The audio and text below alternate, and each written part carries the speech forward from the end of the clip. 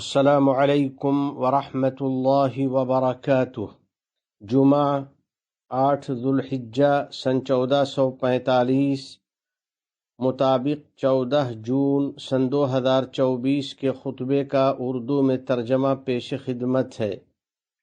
خطبے کا موضوع یوم عرفہ کی نیکی اور اس کا روزہ 2 سال کے گناہوں کی معافی کا ذریعہ ہے۔ الحمد لله الذي جعل يوم عرفة يوما جليل القدر يضاعف فيه الثواب والأجر ويغفر فيه الذنب والوزر، وأشهد أن لا إله إلا الله وحده لا شريك له، وأشهد أن سيدنا ونبينا محمدا عبد الله ورسوله، اللهم صل وسلم وبارك على سيدنا ونبينا محمد وعلى آله وصحبه أجمعين وعلى من تبعهم بإحسان إلى يوم الدين۔ میرے نمازی بھائیوں اور عزیز دوستو، بلا شبہ 9 ذوالحجہ یعنی یوم عرفہ کی بہت زیادہ فضیلت ہے۔ یہ مبارک دن بالکل قریب آ چکا ہے، چنانچہ کل یوم عرفہ ہے۔ باری تعالی جل جلالہ نے اس دن کو بہت زیادہ عظمت عطا کی ہے، اس کو دوسرے ایام پر فضیلت بخشی ہے اور اس دن کی قسم کھائی ہے۔ چنانچہ ارشاد ہے وَشَاهِدٍ وَمَشْهُودٍ۔ اس کی تفسیر میں نبی کریم صلی اللہ علیہ وسلم کا ارشاد ہے الیوم المشہود یوم عرفہ۔ یوم مشہود سے عرفہ کا دن مراد ہے۔ خدائے عز و جل یوم عرفہ میں تجلی فرماتا ہے اور اپنے بندوں میں سے جن پر چاہتا ہے خصوصی رحمت نازل کرتا ہے، پس ان کی دعائیں قبول کرتا ہے، ان کی برائیاں مٹا دیتا ہے، ان کی نیکیوں کا اجر بڑھا دیتا ہے اور ان کے لیے جنت کا فیصلہ فرما دیتا ہے۔ رسول اکرم صلی اللہ علیہ وسلم کا فرمان ہے ما من یوم اکثر من ان یعتق اللہ فیہ عبدا من النار من یوم عرفہ۔ یوم عرفہ کے علاوہ کوئی دن ایسا نہیں جس میں باری تعالی بندے کو یوم عرفہ سے زیادہ جہنم سے آزاد فرماتا ہو۔ اور یہ کوئی حیرت اور تعجب کی بات نہیں کہ رب کریم عرفہ کے دن اپنے بندوں پر خصوصی کرم کرتا ہے اور ان پر بے شمار رحمتیں نازل فرماتا ہے، کیونکہ وہ تو اس سے پہلے اسی دن مومنوں پر اپنی نعمتیں تمام کر چکا ہے اور اسی دن ان کا دین مکمل فرما چکا ہے۔ چنانچہ عرفہ کے دن اس نے رسول رحمت صلی اللہ علیہ وسلم پر اپنا یہ فرمان نازل فرمایا تھا الیوم اکملت لکم دینکم واتممت علیکم نعمتی ورضیت لکم الاسلام دینا۔ آج کے دن تمہارے لیے تمہارے دین کو میں نے کامل کر دیا اور میں نے تم پر اپنا انعام تمام کر دیا اور میں نے اسلام کو تمہارا دین بننے کے لیے پسند کر لیا۔ یہ آیت کریمہ نبی کریم صلی اللہ علیہ وسلم پر عرفہ کے دن میدان عرفات میں نازل ہوئی تھی۔ اس دن جمعہ تھا۔ یقیناً باری تعالی ارحم الراحمین ہے، بلا شبہ پاک ہے وہ ذات جس نے ہر چیز کو پیدا فرمایا اور اعتدال اور حکمت کے ساتھ پیدا فرمایا۔ اس نے شرعی احکام کو لازم فرمایا اور انہیں آسان بنایا اور بندوں پر اپنی نعمتیں تمام فرما دیں، پس تمام حمد و ثنا باری تعالیٰ کے لائق ہے اور وہی اس کا مستحق ہے۔ یوم عرفہ کی قدردانی کرنے والو، یوم عرفہ کی کما حقہ قدردانی کر لو، اس کی عظمت و فضیلت کو اچھی طرح سمجھو، اس کے عظیم اجر و ثواب کو غنیمت جانو۔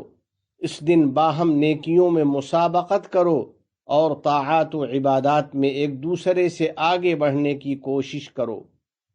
خشوع والے دل اور اشکبار آنکھوں کے ساتھ خوب دعائیں کرو اور اخلاص للہیت سے باری تعالیٰ کو پکارو۔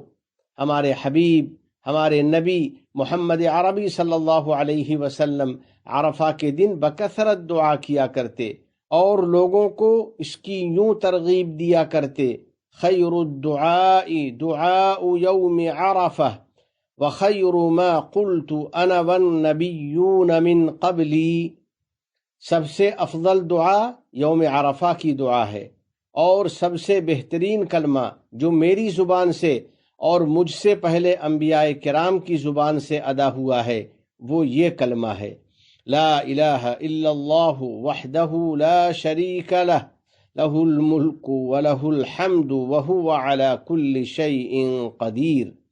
اللہ کے سوا کوئی عبادت کے لائق نہیں، وہ یکتا ہے، اس کا کوئی شریک نہیں، اسی کے لیے بادشاہی ہے اور اسی کے لیے تمام تعریفیں ہیں، اور وہ ہر چیز پر قدرت رکھتا ہے۔ اور جو لوگ حج کو نہیں گئے ہیں بلکہ اپنے مقام پر موجود ہیں، ان کے لیے یوم عرفہ کی سب سے بڑی عبادت اس دن کا روزہ ہے۔ ایک دن کا یہ روزہ 2 سال کی عبادت کے برابر ہے۔ اس کی برکت سے باری تعالیٰ 2 سال کے گناہ معاف کر دیتا ہے۔ چنانچہ رسول اکرم صلی اللہ علیہ وسلم سے یوم عرفہ کے روزے کے بارے میں دریافت کیا گیا تو آپ صلی اللہ علیہ وسلم نے اس کی فضیلت کے بارے میں ارشاد فرمایا، یکفر السنۃ الماضیۃ والباقیہ، یوم عرفہ کا روزہ 1 سال گزشتہ اور 1 سال آئندہ کے گناہوں کا کفارہ بن جاتا ہے۔ یوم عرفہ میں اللہ جل جلالہ کی رحمت و مغفرت جوش میں رہتی ہے۔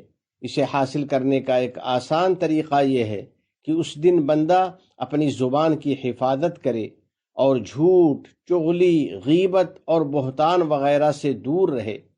اسی طرح اپنے تمام اعضاء و جوارح کو گناہوں سے محفوظ رکھے۔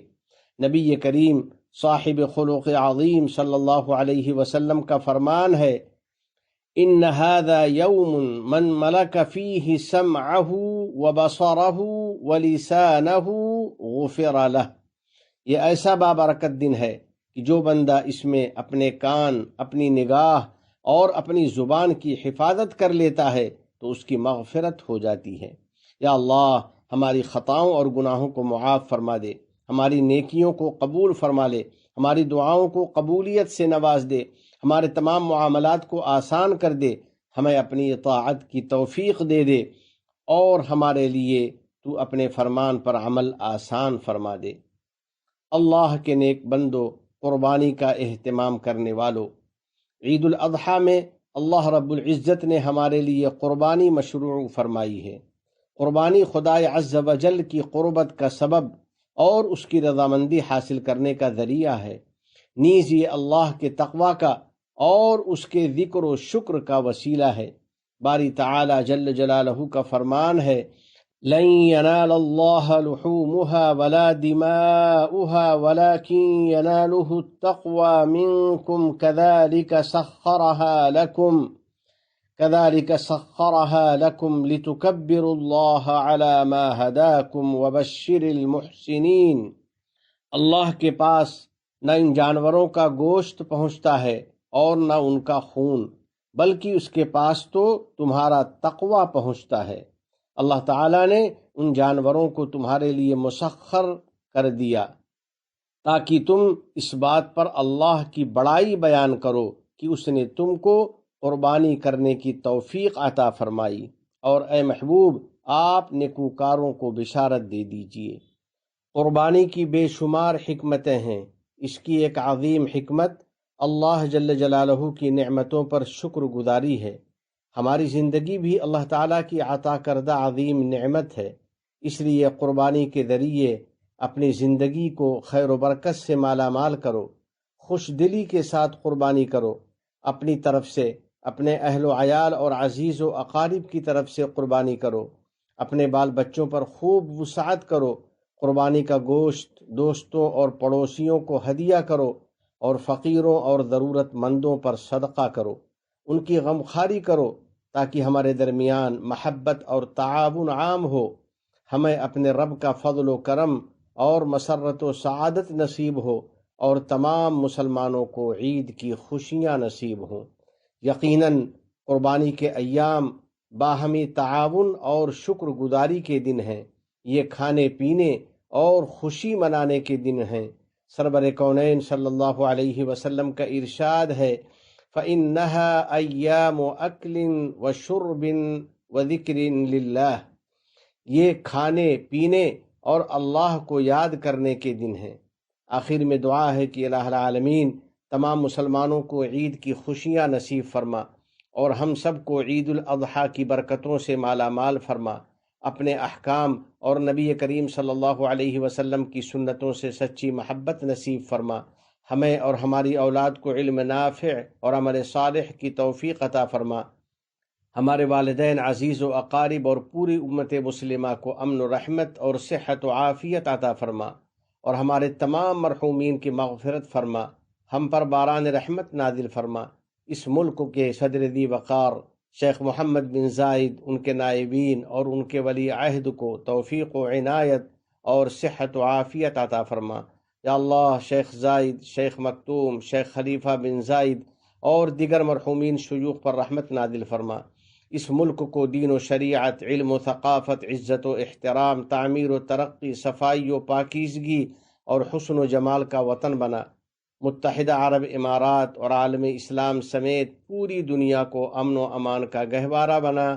وفقنا اللہ و ایاکم لصالح الاعمال، وصلی اللہ علی سیدنا و نبینا و حبیبنا محمد وعلی آلہ وصحبہ اجمعین وعلى من تبعهم بإحسان إلى يوم الدين۔ السلام عليكم ورحمة الله وبركاته۔